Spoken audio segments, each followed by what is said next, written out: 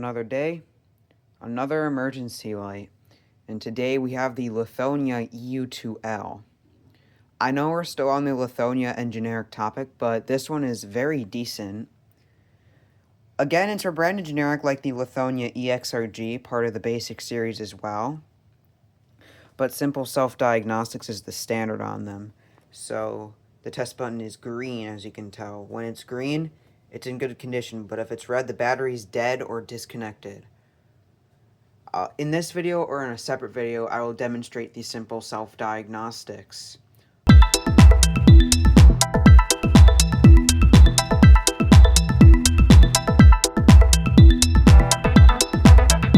So, the adjustments are great on these. Super easy.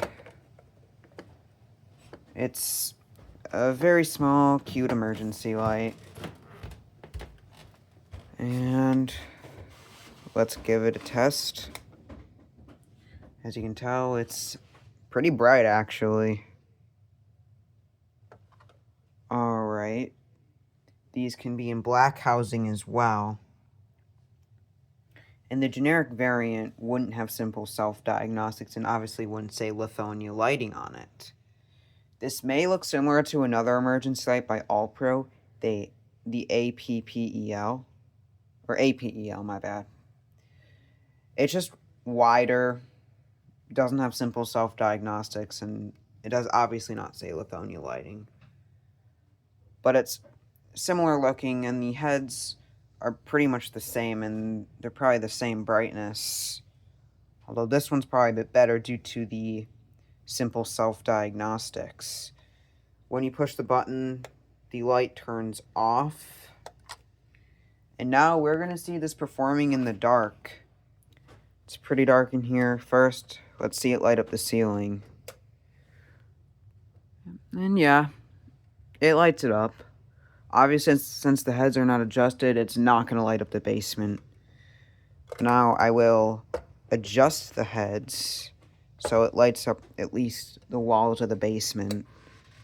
As you can tell, it is at least lighting up the wall. It's okay.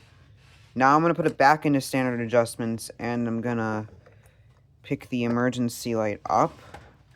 I'm going to let the table test it for me, if I can. I can. And this is it lighting up the basement. I'm surprised the emergency light from day one actually did a bit better, because I feel like this is actually dimmer than the emergency light from day one. So, at least it lights up the basement okay. Now, rather than testing it, I'm actually going to put it in a complete power outage now.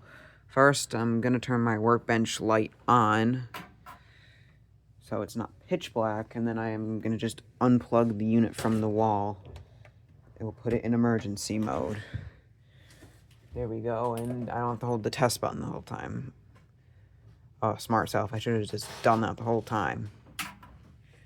Alright, if I pick up the unit and shine it elsewhere, it does the job, although I wouldn't necessarily say that they're the best emergency light ever, but definitely not the worst ever either. Alright, now I'll get a close-up on the heads.